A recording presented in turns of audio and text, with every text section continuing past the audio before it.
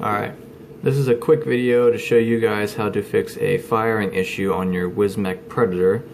A lot of people have been having this issue. From what I can tell, it is just a design flaw.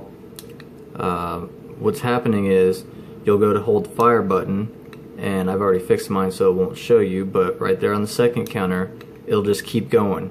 As soon as you let it go, it'll just keep going instead of stopping like mine is right there. Every time I let go it stops perfect.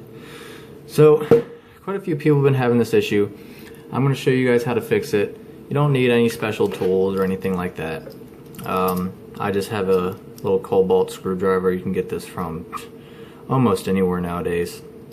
But all you're going to need is a fine tip screwdriver, Phillips. You might be able to use the little black one that comes with a lot of RDAs and devices now, little black screwdriver. But it's not a complicated process at all. All it is 6 screws, then you got to remove a face plate and dry everything out where the juice is seeped in. Alright. Now, in addition to your screwdriver, you're going to need yourself a paper towel, microfiber, whatever you guys have laying around. Now this is completely optional. I have a dental pick. This is really handy for getting in small crevices and popping that plate off, which I'll show you is inside here. So what we're going to do is right outside these air holes, juice will flow into the crack here, and that's where your firing button is located inside this chassis. So all we're going to do is take out the 3 screws here. Actually, I'm just going to show you guys.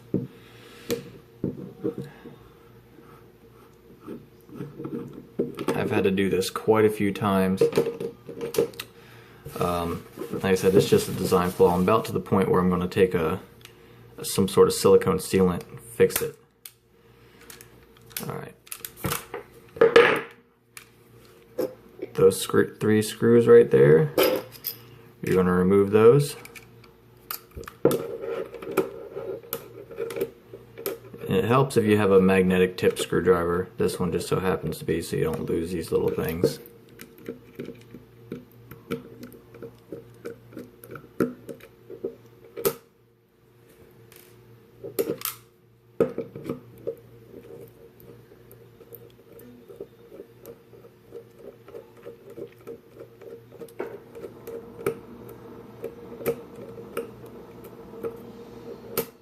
That's 2.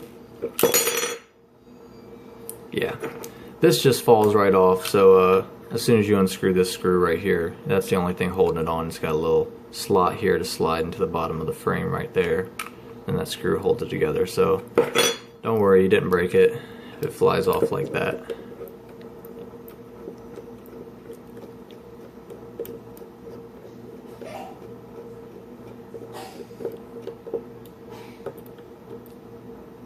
Alright, last screw there. Make sure you set those aside somewhere you're not going to lose them.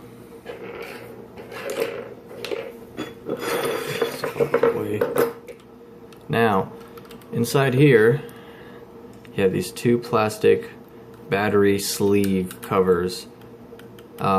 These are a real pain in the ass to get out at times. Now, for your case, these 2 are going to be fused together. They run a dab of glue in between the 2 plastic pieces that hold it together, so it slides in as one piece. But that's what makes it hard. What happens is they put adhesive right here where this plastic battery sleeve meets this plastic insert right here, and it glues it in there. So you might struggle with it a little bit. If it's easier for you guys, leave this screw screwed in, and possibly even this screw, and just slide your fingers in there and pull on it. Now, since I've done this so many times, I cut mine. You can see right here where they were glued together. I cut mine so I could slide it in one by one and it won't be such a pain. But after that's done, you're also going to notice that your mod will have a sticker on the bottom of this saying positive and negative. Mine does not. I took it off because I've done this so many times. Right inside, you'll see there are 2 more little Phillips screws. One right here, there's one right here back in this corner. You're going to want to get those out as well. So we'll take that out. Yeah, this isn't hard at all, so don't be worried about jumping into this. You don't know what to do. It's just easy. It is a pain though when it happens to you once a week, twice a week, whatever you're doing. I'm using a tank, but God forbid if I was dripping, that juice would probably fly in there, slide down in that crevice more easily. Got one last little screw. This one can be a pain to get out sometimes. Alright. Now this falling off had nothing to do with that screw. What this is you see this little hole right here. This pin just slides in here to hold this battery gate on. So I'm just going to take that out for right now. You don't have to, but I am. So what you do next is this whole thing is going to slide out. I'll take my fingers, slide them in there, and just gently pull on it. Your whole board will come right out. Be careful not to touch too much of the little components on there. You know, you don't want to damage that. Set that right there. You'll see right in here is the 6th Phillips screw. Also your up and down switch button just falls out, so keep an eye on that. Don't lose that either. Now I would take this screw off and it'll remove that other side firing plate.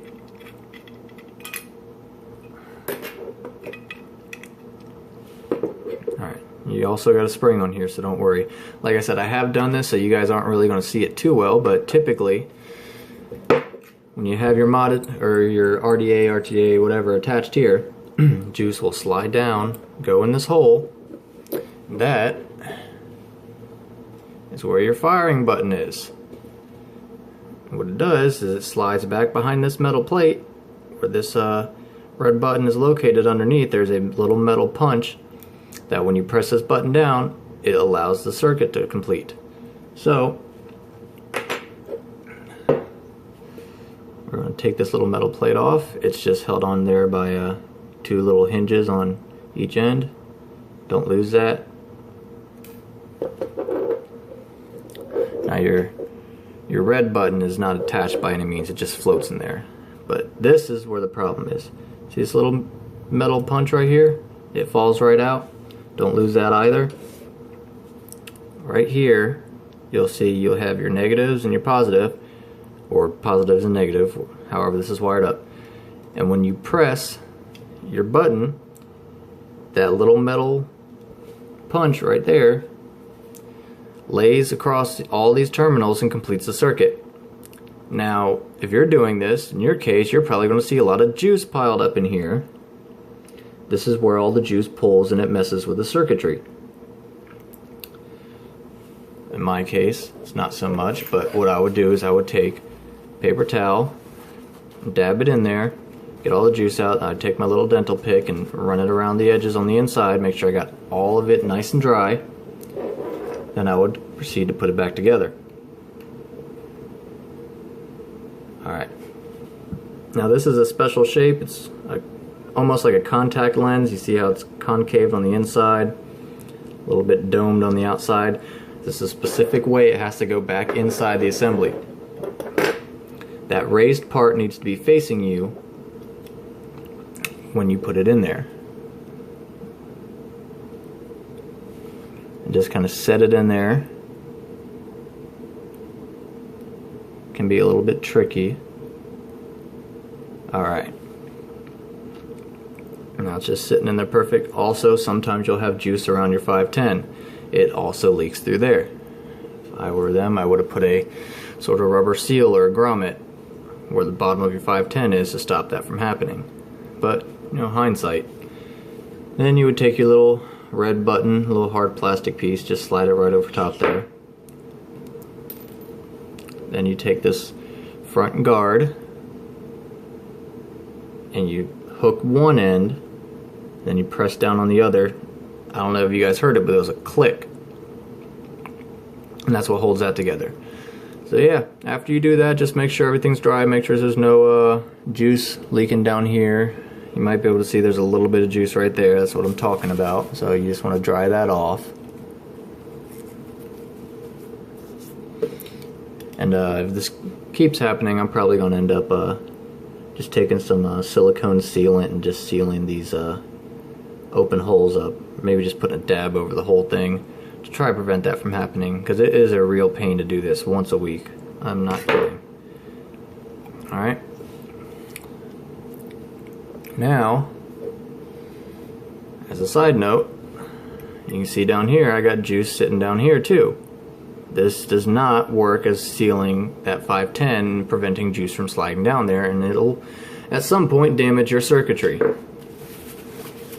So probably end up fixing that too. Just take a paper towel, dry that off, make sure that's nice and clean. Then you're going to put your firing side back on. This just slides in right here at the bottom. You just kind of hold it there. Get your screw on the screwdriver.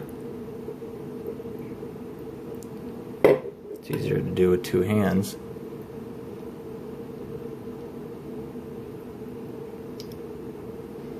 Come on, little screw, work with me. Alright. You just reach in there and screw that back down.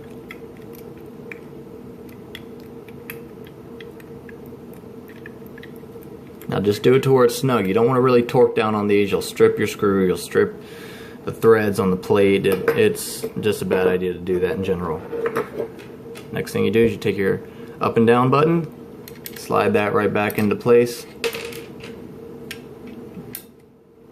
It just sits there. Then you take your assembly or your circuitry and just slide that right back into place too.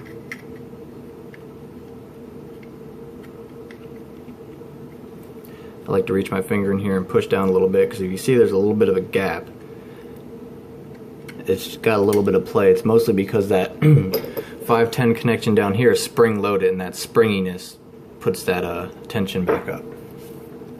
So next, once you got that done, you're going to take little black screws that came out of the bottom, and you're going to put those back in. I like to do the far right one first, but that's all up to personal choice. And of course I would suggest doing this in adequate lighting, because I am not and I can't see what I'm doing.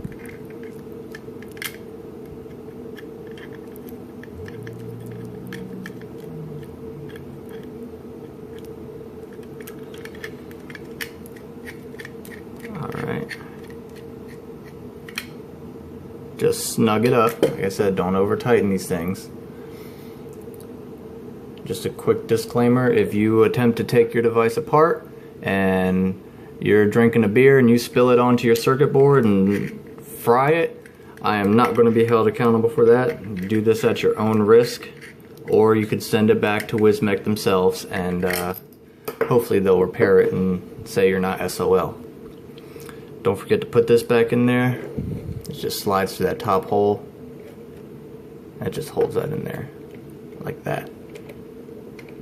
You also want to kind of press this down because it springs up too. Now, it's up to you guys if you want to cut your battery tubings to make it easier. If you're going to keep doing this, then by all means, but it is a pain in the behind to slide them in there together, because they tend to get stuck on this little hook right in here, and down there they fold up and get all crinkled and your batteries don't slide in right. So, but I'm gonna leave that up to you. 1, 2, no, that's not in right. There you go. Now you want that tube to slide on this side of this black plastic piece. Alright. Next thing, you're gonna take your other side plate. That's just got a little notch right there that goes in this side.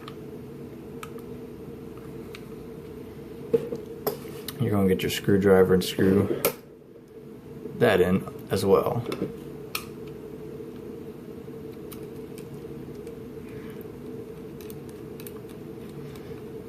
from here, guys, it's nothing complicated about it. Just work your way backwards. If you don't know how to work your way backwards from taking out 6 screws, then you probably shouldn't be doing this to begin with.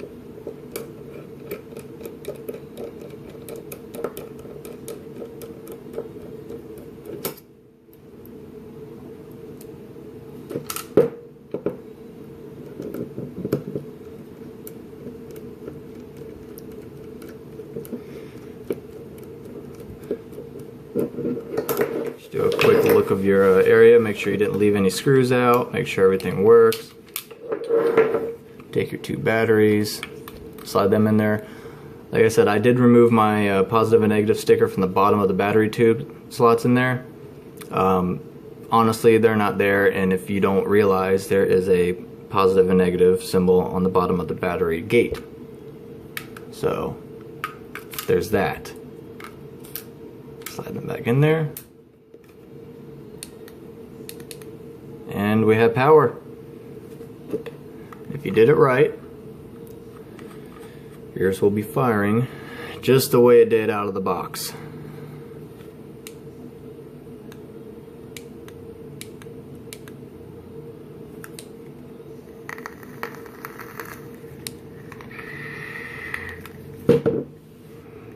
And that's it. That's all there is to it. So now you know. I hope this was helpful.